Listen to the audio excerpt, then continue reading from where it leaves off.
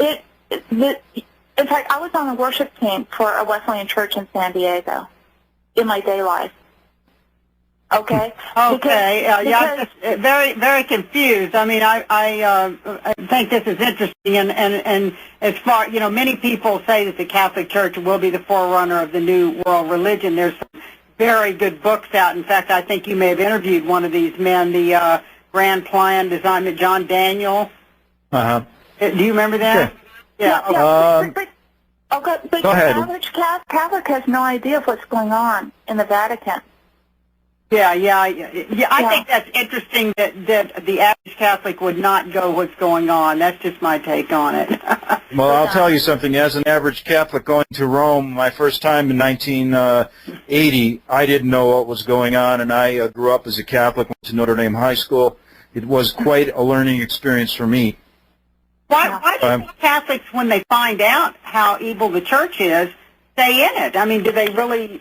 Why would they want to stay in it? That's what bothers me. I know some good people that are like that, and I don't get it.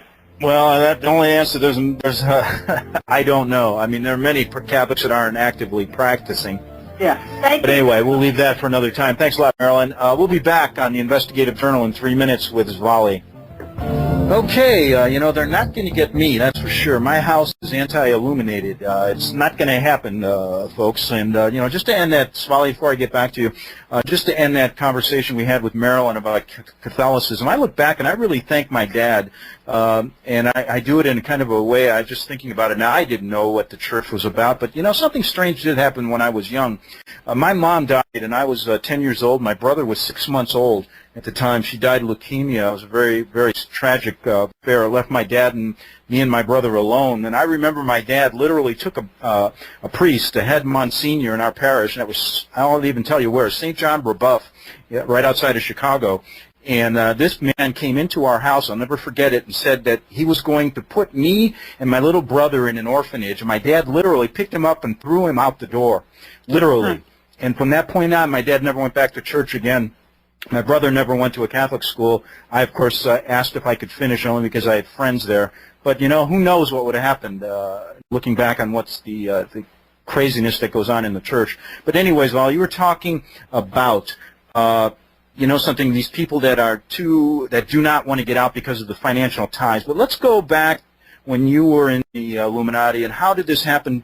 How did you finally leave? And tell us this whole story about you leaving the Illuminati. We haven't touched on that yet. Sure.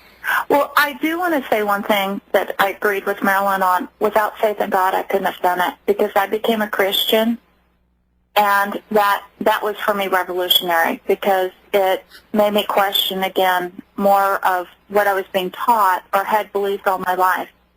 I began to realize that what I was doing was wrong. I became increasingly cynical. And I also then started standing up to the head trainer in the county, who despised me, because he would do things that were just blatantly cruel for no reason whatsoever. I'd say, "You're wrong." Well, people don't like that. And he took it out on me in a lot of horrible ways. So I finally made the decision to run. I ran to another state, because I knew that my chances of getting out while still staying in that area with people I knew, surrounded by people who were in the group, was not going to be very good. So I went to another state. You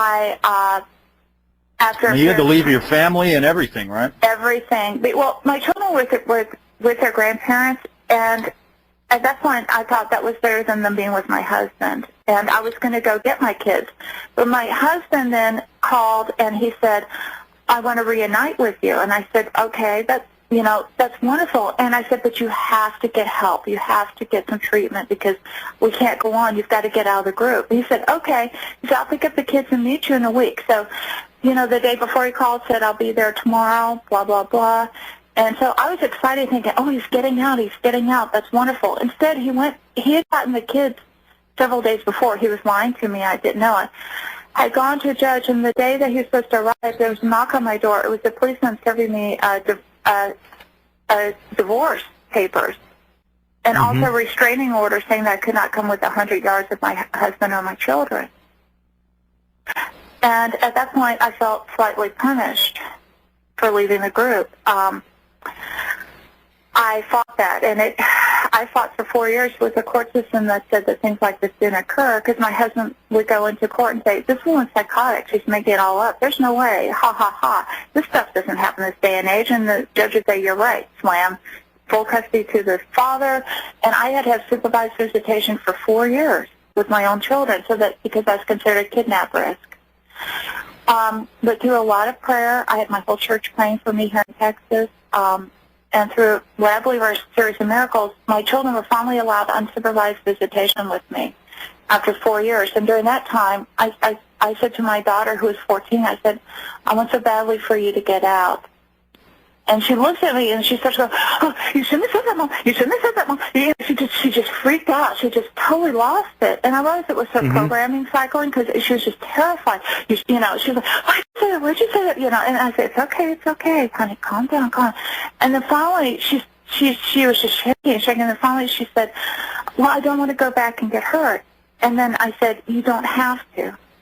And at that point, I faced federal prison, but I called my ex and I said, I will not let those children go back and get hurt again. And he flew out to get them. And he could have put me in prison at the time, because I was breaking the custody visitation, and you know how strong the courts are on that. Mm-hmm. And I said to him, I said, please, because my daughter and son said, we don't want to go back, Dad. We don't want to get hurt. We don't want to do this anymore. And he looked at them and he said, I want to go think about it. And so he went home. And I was praying for him at the time. And then that night he called me and says, oh my God. And I said, wait, he said, we've got to get out. We've got to get out. And I'm like, yes, you do. And and then he said, and then he made the decision to get out. At that point, he went to a notary public. He gave me, and he did a legal document, gave me full custody of my children. And then he said he was so sorry for it. He put me through the HELL. He put me through for years. Now, have you had any reprisals from anybody in the group since you leaving, or any warnings to be quiet or anything like that? Yeah, of course.